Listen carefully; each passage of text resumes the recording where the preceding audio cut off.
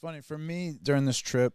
You know, I'm filming this stuff. I'm observing a lot. I'm in observation mode. This is definitely like for you guys, probably a bigger deal. You know, I don't know the guys, but I love meeting them. It was awesome to meet Sarge, and it's awesome to observe everybody having a good time. Brett was there again, so it's funny that we've seen Bret Hart like 3 times in 1 year. Yeah. In 1 year's time, we've seen him 3 times. But I will say it was really something to capture both of you two in Pandora's box because you guys are lighting up like it's Christmas. Now, I was too. I was definitely seeing things that I just couldn't believe it was there. I'm surprised you didn't get that LJN sealed ring in the box. God, $1,800, dude. That's unbelievable. Fuck am I buying that? Really?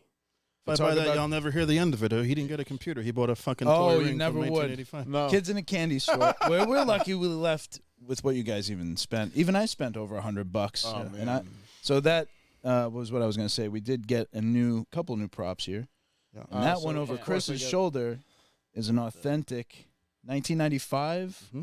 It's got the WWF logo on it. And it was from a show, right? It was from a untelevised house show. They are just It's from the Dungeon Podcast. I want him to see this. So they're just stuff that they sell in the merchandise stands when you go to a live event. It could have been from a Raw. It could have been from a house show. There's no way to kind of, map that exactly what show it was. But that was a part of the Shawn Michaels merchandise.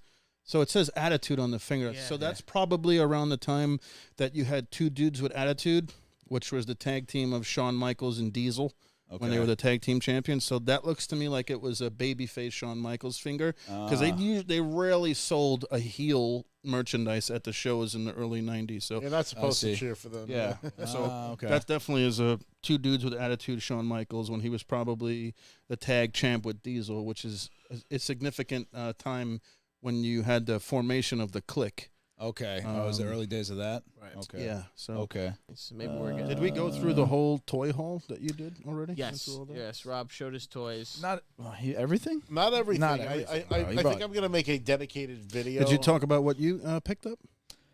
No, I didn't. We literally just started talking. I would wish you had the Dream Team set because I just watched Air last night on Amazon. Damn it. And you know what I just watched that would be equal to that? I just watched the show you recommended on Netflix, which is the Collectibles show. And I saw the episode where he goes to Karl Malone's house and they get the Dream Team, the entire set of fucking jerseys, uniforms from the floor. Autographed. Unbelievable. Unwashed, too. He kept saying they were unwashed. I'm sorry, man. I was juggling some shit on my way here, too. So go ahead and just give us a rundown of what you picked up. So we did, I like the sports collectibles. That's definitely my thing. So you showed me the Dream Team, the 1992 Dream Team, the complete set from either... Starting lineup. Oh, it was starting lineup, right? Yep. The full set, great condition. Yep. Honestly, it's a little dinged up here and there, but all the figures are in perfect condition. It's a great display piece. Yes. So I have that actually on my webcast right behind me there. So that's going to be there. And that's great because it's just got everybody. Yep. So between watching Last Dance, that collectible show, Air, I definitely recommend watching Air as well. That was a great movie. Even without the Michael figure, without the Michael character, his presence is in that movie, so it's still just great. It feels like he's there the whole time. And I also got, funny enough, in our last 15 minutes or whatever, I'm taking some video. I'm looking around the store, just taking video, and I'm looking up, and I look up, and bang, an Aaron Rodgers Super Bowl Funko Pop. He's rocking the Super Bowl win hat. It's pretty rare. It's not extra rare, but why did we deep sign, Chris? What? I just said Aaron Rodgers. What do you mean? Not Aaron Rodgers. It's not him.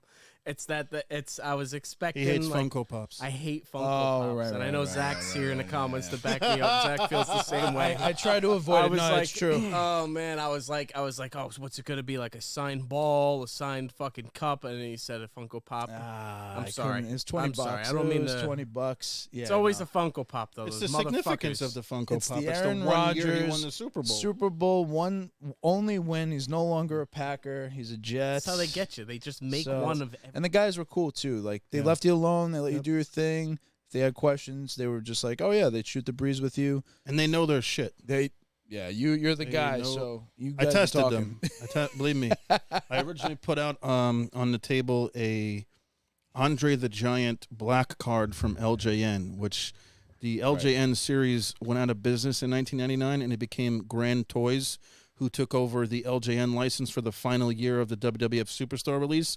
And Grand Toys was a company based out of Canada, so you can only get the black card LJN Grand Toys figures in Canada.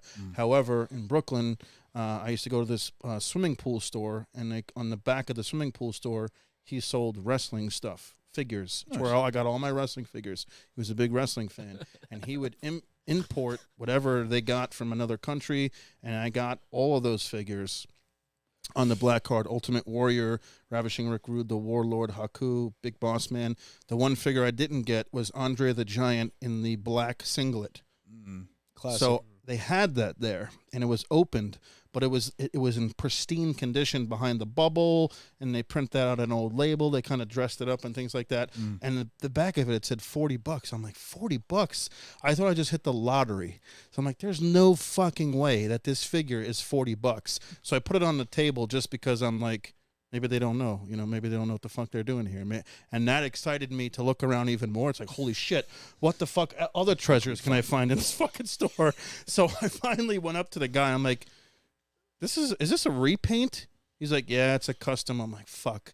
That took the wind out of all my sails, because then I had the assumption that anything loose that they had in the store was repainted and retouched up and recustom. Still, But they had some impressive shit behind the counter. They had a signed mint on card Roddy Piper LJN. Yes. Which is wild. They had a Randy Savage LJN Stretch Armstrong figure in the box mint, $700.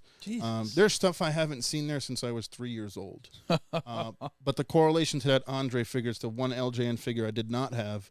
I did not walk away with it because it was a repainted figure. Was it original and just retouched? No. So the figure was in Andre the Giant Series 2, where he had the blue trunks and blue boots and the short hair. And then they just customized it to give him a black singlet and painted it on. I gotcha. But it was done really, really well. Unless you did this, you would not know otherwise. But gotcha. Regardless of the fact, like, that was my ultimate test. Like, as soon as I brought that up, I realized, oh wow, these guys do know what they're fucking doing. They're not just sitting there. They're passionate about, their work and their business and know what the fuck they're talking about. Anything he brought up about He-Man or G.I. Joe, they immediately knew, like, in detail what he was talking about. They actually